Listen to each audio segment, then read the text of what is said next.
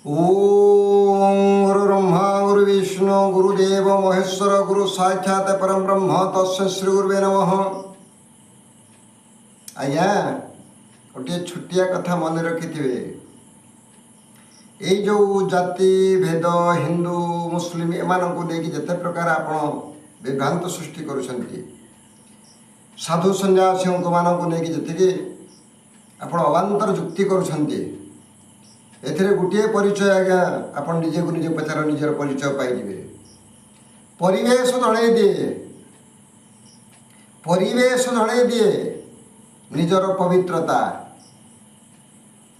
खाद्य पेय जणे दिए निजर मानसिकता। आज्ञा गोटे कथा मन रखिथिबे, अनेक जगार गीत प्रवचन भजन जना अनेक प्रकार होउची, प्रवचन होउची, साधु सन्यासी माने अनेक प्रकार कथा कहते। आज्ञा सब पर कथा को पढ़ी निज कथा पर जाओ, निजर परिचय आपे आपे पाइब ना। से निज कथा कौन? आमे जिते बड़े गोटे जीव हत्या करती, से जीव को केते कष्ट हुए आमे केमिति जानिबा ना? आम देहरे जिते छुंचीटे फोड़ी दियंती आमको केते बाधे। ठीक अच्छे ये कथा बुझीपारे ना, कि मंदिर को जाइछंती हे आम पाखे मंद कर्म दूरे नहांती, मस्जिद को जाइछंती अज्ञानता दूरे नहांती। कहीं कथा कहूँ निजक निजे पचार उत्तर निजे पाइब। आगे ये जो चूल ये जो बाल कहते चूल कहते आप जी जहाँ कहते कहते से कथा पाई नुह। ये जो धड़ा पड़ जाए से कला बोली दिखती, धड़ा चुटीटी कला पड़ जाए। आम परिवेश को आम जमी सजाड़ा सेमिति हो, आम परिवार को आम जमी गढ़ा सेमिति हो। आज्ञा जन्म हवा पूर्वर आम जन्म हवा पूर्वर आम पानी पवन आकाश सबू अच्छी जन्म हवा पूर्वर। किंतु गोटे कथा भागवत अच्छी, पिता माता कल्याण रो पुत्र हुए सुखी। बाप माँ को कल्याण जदि आम पाखे थी, बाप माँ को जो भली बाप माँ आचार व्यवहार थी आम से परिवेश बढ़ा। बाप माँ बंची थिला बेले आम खाइबा दौना, बाप माँ मरीगला आम कौन करुँच समाधि नहीं खपरारे खाइबा दौरान खा खा। गोटे रोगीटे पड़ी जिते से न खाऊँ तो खायापी मनीष दौर, जिते से खाऊँ ये मनीष ताको दौना। ठीक से बड़ी गोटे जीव को जिते मारुंट से जीव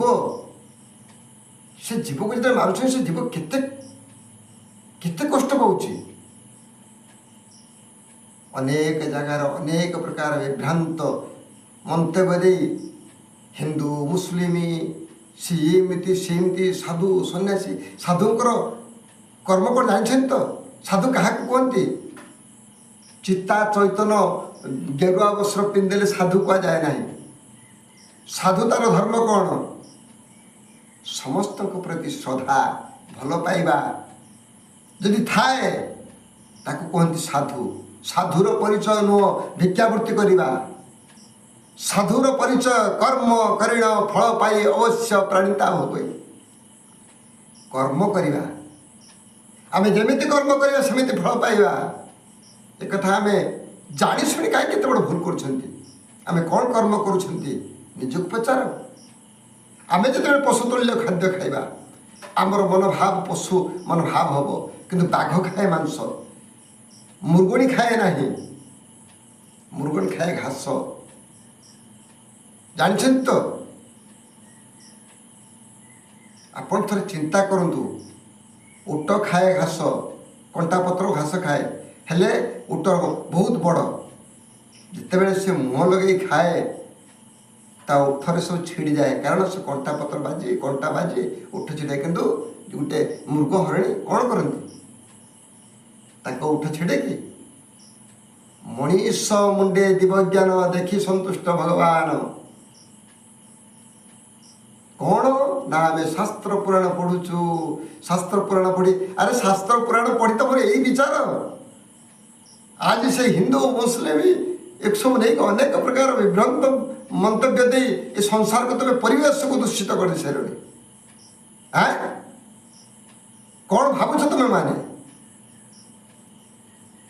कौन भावुच तुम्हें माने सोशल मीडिया रे आसे दुनिया प्रकार निजक निजे पचार निजर परिचय पाई अरे निजक पचार तुम्हें निजे कौट आस कहीं आस कौन पे आस तुम कर्तव्य कौन तो परिचय पाई